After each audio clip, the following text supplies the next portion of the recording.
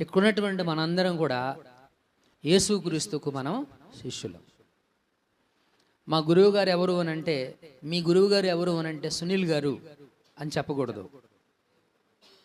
అర్థమవుతుందండి? నేను మీ గురువును కాదు. అర్థమవుతుందా? మీ గురువు గారు ఎవరు అని అంటే యేసుక్రీస్తే. మన గురువు గారు ఎవరండి?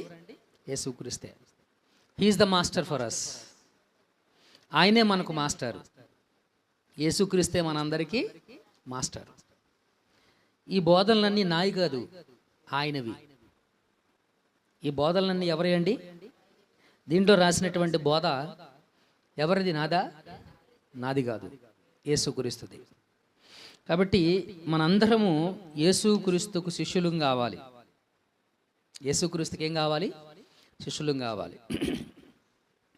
నేను కాదు మీ గురువు గారిని, ఎవరికి చెప్పొద్దల్లా మా గురువు గారి